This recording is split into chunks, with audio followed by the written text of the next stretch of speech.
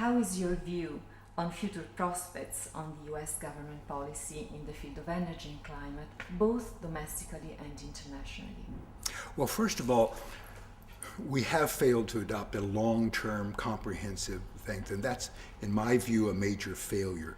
However, we have underway policies in research and development, policies in trying to get the adoption by citizens and by businesses of efficiency and lower cost fuels. And we are actually beginning a regulatory process on new power plants in the United States and new refineries that will have to have carbon restrictions on them. All of this means we're moving in the right direction. However, we have more to go. At the moment, there appears to be in Washington, D.C., a stalemate in our politics. So we don't expect this year or next year, not before the presidential election, any major new initiatives that would restrict carbon emissions or even advance our energy policy. I could be wrong about that. There might be something that we do as a result of our big concern, a long-standing concern over our oil consumption and how much we bring in from the Middle East. So that might cause us to do some things on the oil front. But generally, we don't expect action until we get into the next new administration, which may well be the Obama administration, in which case they would be very committed to further action. And how is the US position evolving on the way to Durban within the field of international climate negotiations? Well, I think the United States now is trying to play an active role to see what kind of international agreement collectively can be gotten. I don't follow closely all of our negotiations positions, but I do know that at least this administration is active in trying to bring closure, to get some kind of action. I don't think anyone expects a full treaty, not with targets and timetables the way Kyoto was, but I think we'll take some useful steps. In addition, it's very important that the United States government has been working very closely with the Chinese government and in multiple ways trying to find ways that we can coordinate on energy, on efficiency, and frankly, we are learning in America from your experience here in Europe, and by the way, the Chinese experience as they're investing heavily in solar energy, for example. And what are, in your view, the key issues that the US must address to meet the global climate challenge? And which are the energy choices that are more likely to meet the needs of a more sustainable world in the future? Well, I think for us, what we have to do is adopt either a carbon tax or a cap and trade system. In other words, put a price on carbon that grows over the years, gets higher, and that will help the economy move in the right direction. We might also adopt maybe as a second tier or a second choice kind of approach, having what we call a national standard that all of our electric utilities, for example, would have to have a certain percentage, 20% or more, of their production come from low carbon or zero carbon fuels. That's another alternative approach. It's actually being talked about right now by the Obama administration. We just don't expect the Congress to adopt it during this term. So these are the broad directions in which we need to go. We want to, many of us believe it's important, to step up the research and development government monies going into that to make sure we have the technologies 25 and 30 years from now for carbon storage in the underground, for new fuels, even from algae, for example, which might be a lot cleaner than the current fuels. With regard to new technologies, there is a market under transformation in the field of unconventional gas, shale gas, which is seen as a potentially very high low carbon solution for tomorrow. The US, in fact, has gone very far in using this energy source. What do you expect for the future exploitation of this resource in the United States and internationally? Well, interestingly enough, although we have known for 100 years that there was gas in the rocks, nobody assumed that you could get it out in any economical way, and so it was just lost to the market.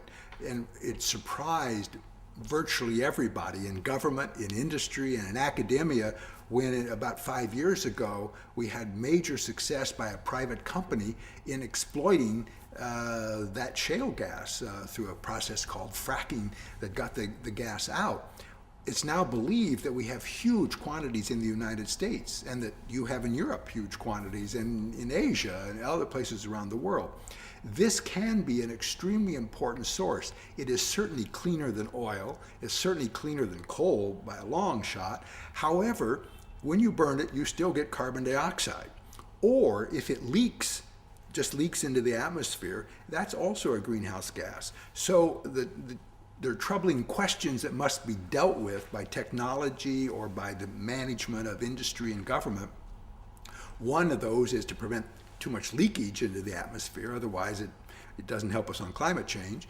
And the other is that in some ways in which you go about production of this, you can also damage water supply. It isn't inevitable, but if you don't do it properly, there is great fear that you could damage the clean water that we need in our cities. So we're going forward in the United States, but we're right now examining these issues to see how fast we go forward. But we expect this to be a major source of energy supply in the United States, unexpected as it is. However, whether that really helps us reduce carbon emissions depends on the choices that get made by our electric utilities and others. If they should, for their new power plants, if they use gas and they do not use wind, for example, or solar energy, then you get more emissions, you don't get less. If they use gas instead of nuclear power, then you get more emissions. However, if they use gas instead of coal plants, that's better. And what really works is if you shut down old coal plants. About half of our electricity comes from coal in the United States. Then you get real improvement in climate change. Talking about nuclear, in your opinion, how will the Fukushima accident impact on future climate and energy policies in the States and worldwide? Particularly in the States, where nuclear provides for 1/5 of electricity consumption and is produced by relatively old plants. And also, accordingly, how do you think that the energy mix is most likely to change in future scenarios, both within the US and internationally? I don't have a good sense of what it means internationally on Fukushima. In the United States, we're still figuring that out there as well. However, we were just on the edge of building some new nuclear power plants. We had not tried any nuclear plants new since the 1980s in the United States. So we were just about to see our electric utilities start to construct, or at least they were seeking the license they must get from the government in order to construct it. That process slowed down over the last 2 years when the economy went bad, and also when this new natural gas supply came in. It was a cheaper alternative. So our utilities began to pull back prior to the accident in Japan. The accident in Japan, of course, leads to some pause. At the moment, I don't think it is going to be the big stumbling block as much as the natural gas supply and the economics of nuclear are going to be a stumbling block to some new power plants.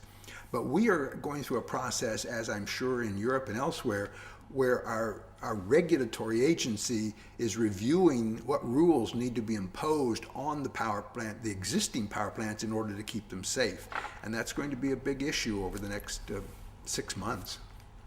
The US recently announced budget cuts for the Department of Energy. How will this affect US energy policies?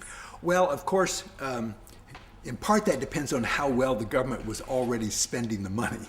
Some budget cuts don't really hurt. It's very hard to know. We're clearly going to go ahead investing in research and development in energy, but probably not as at high a rate as was happened over the last several years. By the way, as a part of our economic stimulus package, which was over the last 2 years, that was a huge step up in the U.S. investment in clean energy and in efficiency from government funds. Now, that was about to run out anyway. But we're at risk of cutting back now. The budget issues are huge and being argued all across the government. And so they unquestionably will affect energy to some degree. Do you believe that international financial markets will be able to generate the resources needed to support new energy policies in the transition to a low carbon world? Well, I think that depends on whether or not one thinks there's a real market for the low carbon things. One of the things about a cap and trade system in the United States or elsewhere in Europe is that helps generate the requirement, and so the private capital gets invested. This is not an area where I have much expertise, so I don't have a good sense of it. But I think there have to be government policies in many countries around the world pushing for these new resources, or that investment will not occur. Where are the gaps, if any, in research in the field of energy and climate science? And where are the gaps in the dialogue between science, policy, and industry within these fields? Well, and my second point related to the first one is, which role can a think tank like RFF play in this domain? Well, these are tough questions. In terms of the U.S. government invests a lot in climate science, over $2 billion a year. A recent report by the National Academy of Sciences suggests that increasingly those dollars need to be spent on identifying the specific impacts that climate has. And what they also recommend is for private as well as public research that more go into evaluation over the next several years, evaluating the various actions that we take in government and in the private sector to see whether or not they are producing the result we want in terms of reducing emissions.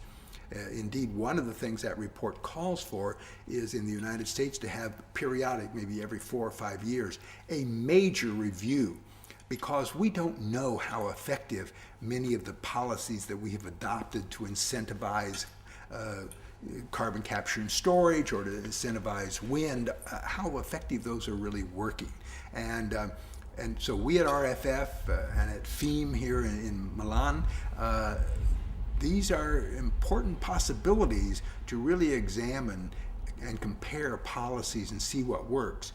Also, in particular, one place that research organizations have not yet sufficiently focused, some people have, but is on the business of governments are adopting lots of different policies, and these they affect each other. So sometimes if you only talk about what we do for wind, you have to also know what we're doing in the tax code, what we're doing in other areas as to whether or not that wind policy is really effective or not. And so sometimes you're just adding costs unnecessarily.